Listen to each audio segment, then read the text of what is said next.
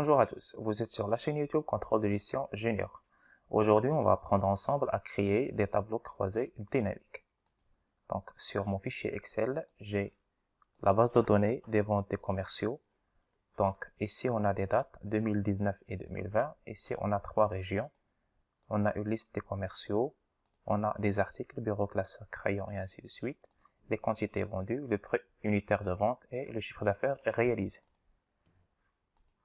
Donc, pour créer un tableau Excel, pour créer un tableau croisé dynamique, on doit s'assurer que l'entête de notre tableau est remplie. Donc, par exemple, si je supprime la cellule P1, donc région, et que je veux créer mon tableau croisé dynamique, à travers la sélection de tableau, je vais partir sur Insertion, Tableau croisé dynamique, et je clique sur OK. Là, c'est un message d'erreur qui apparaît, comme quoi il y a une colonne où l'entête de mon tableau, il contient une cellule qui est vide. Donc, je reviens, CTRL Z. Donc, pour créer un tableau croisé dynamique, je fais la sélection de mon tableau. Donc, j'ai deux options, soit par la souris. Donc, je vais partir de la cellule A1 jusqu'à G1 et je vais vers le bas jusqu'à la dernière ligne de mon tableau. Donc, tableau croisé dynamique. Sinon, la deuxième option, c'est de mettre le curseur sur la première cellule A1, Shift, la touche Shift, la touche CTRL en même temps et la flèche vers la droite. Donc, il va partir jusqu'à G1 et la flèche vers le bas jusqu'à la dernière ligne de mon tableau. Donc, je vais partir sur le menu Insertion, tableau croisé dynamique et il y a une fenêtre qui va apparaître. Donc, deux options principales sur cette fenêtre. Donc, la première, elle concerne la sélection de mon tableau, donc de A1 à G43. La deuxième, c'est le fait de vouloir créer mon tableau croisé dynamique sur la même feuille ou sur une nouvelle feuille de calcul. Donc là, je vais choisir une nouvelle feuille de calcul. OK. Donc là, une deuxième feuille se crée. Donc, je vais changer le label. Donc, tableau croisé dynamique. Au niveau de la création des tableaux croisés dynamiques, une fois que je mets le curseur sur le champ de travail des tableaux croisés dynamiques, donc il y a une nouvelle fenêtre qui apparaît. Donc ici, on a l'ensemble des colonnes de mon tableau. Et ici, on a 4 cases qu'on va expliquer par la suite. Donc, il y a la partie filtre, il y a la partie colonne, il y a les lignes et il y a les valeurs. Donc, par exemple, pour la partie filtre, si je choisis l'article, donc il y a un champ qui apparaît ici avec un filtre et donc je peux choisir un des articles que j'ai et que le tableau croisé dynamique créé va concerner soit un article, soit plusieurs articles, soit l'ensemble des articles.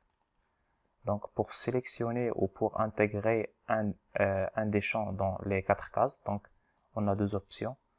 Donc, soit on clique directement et que le champ sélectionné va partir directement sur la case ligne, soit on clique et on glisse vers la case sur laquelle on veut mettre notre champ de calcul. Donc, supposons que, comme premier exercice, on veut créer un tableau qui représente les ventes par commercial et par année. Sur notre tableau, on n'a pas une colonne qui représente les années, mais on a les dates de vente des articles. Donc, premièrement, on va créer une nouvelle colonne où on va mettre les années. Donc, je vais partir sur Accueil, Insérer. Je vais la nommer Année.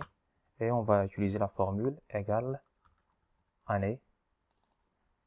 Je clique sur A2, je ferme la parenthèse. Entrée. Par la suite, je vais changer le format de date à standard. Je double-clique sur le petit carreau pour appliquer la même formule sur le reste du tableau. Je reviens sur la feuille tableau croisé dynamique. Je vais partir sur Analyse, changer la source de données. Donc là, comme vous le voyez, au lieu de G43, elle a mis H43 parce qu'on a ajouté une nouvelle colonne. OK. Je vais partir sur Actualiser et le nouveau champ année apparaît sur la case en haut. Donc, l'exercice, c'est de créer un tableau croisé dynamique pour les ventes par commercial et par année. Donc, je vais mettre les années au niveau de la colonne, les commerciaux au niveau des lignes et le chiffre d'affaires au niveau des valeurs.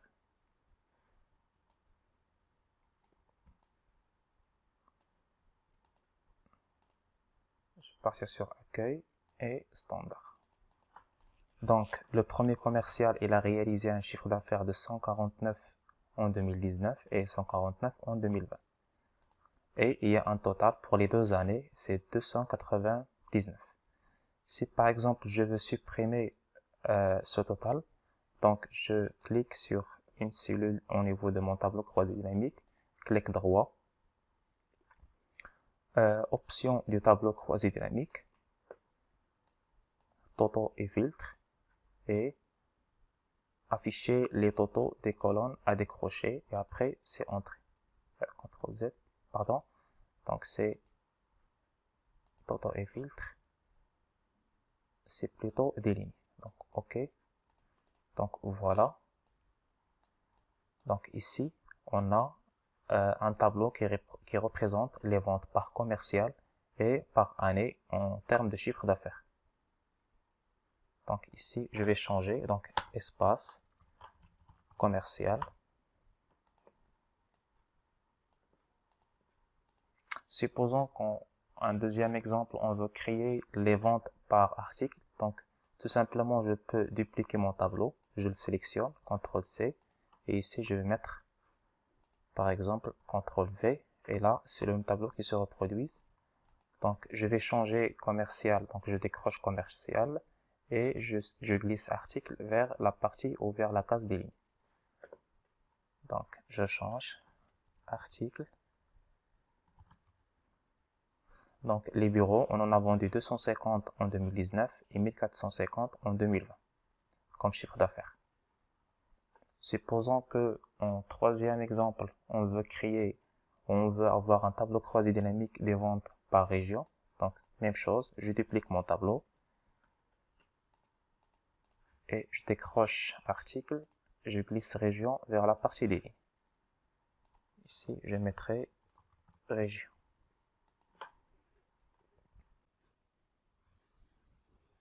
Donc, on a créé 3 tableaux croisés dynamiques. Un pour les ventes par commercial entre 2019 et 2020. Deuxième, c'est par article. Le troisième, c'est par région.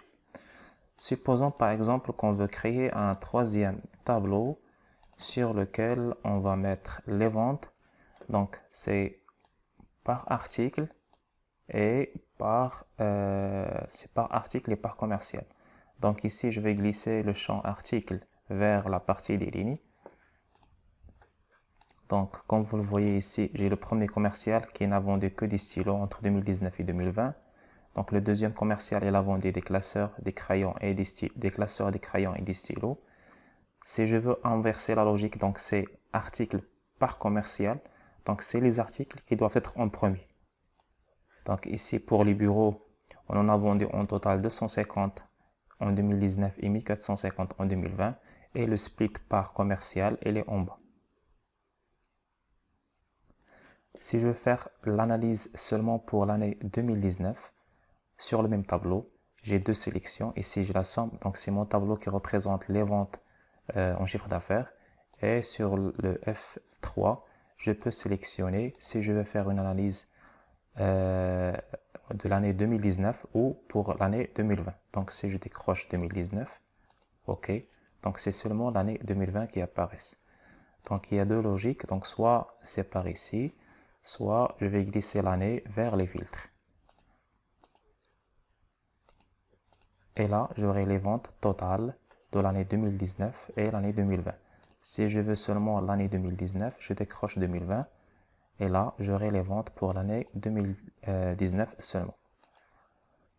Dernière option, si je veux créer un tableau croisé dynamique des ventes par article et par commercial, donc les deux, chiffre d'affaires et quantité. Donc je vais glisser la quantité vers la case des valeurs.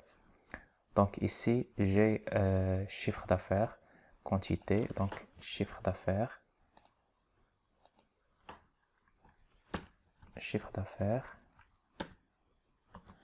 quantité. Ici, j'ai les articles. Donc, bonus de cette formation, c'est que au niveau des tableaux croisés dynamiques, on peut aussi ajouter une colonne où on veut mettre une formule et que la formule sera calculée automatiquement si on fait la mise à jour de notre tableau croisé dynamique. Donc, on va mettre le curseur sur une cellule de notre tableau croisé dynamique. On va partir sur Analyse et on va partir sur Calcul, Champ, éléments et jeux, Champ calculé. Donc là, je vais mettre un prix moyen de vente, par exemple. Donc ici, pour la partie formule, c'est les mêmes formules qu'on utilise sur Excel. Donc égal. Donc je dois utiliser les champs dont je dispose.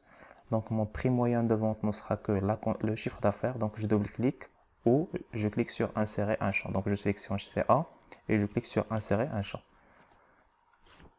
Divisé par la quantité, insérer un champ, OK. Je vais changer le libellé pour prix moyen de vente. Donc espace prix moyen de vente.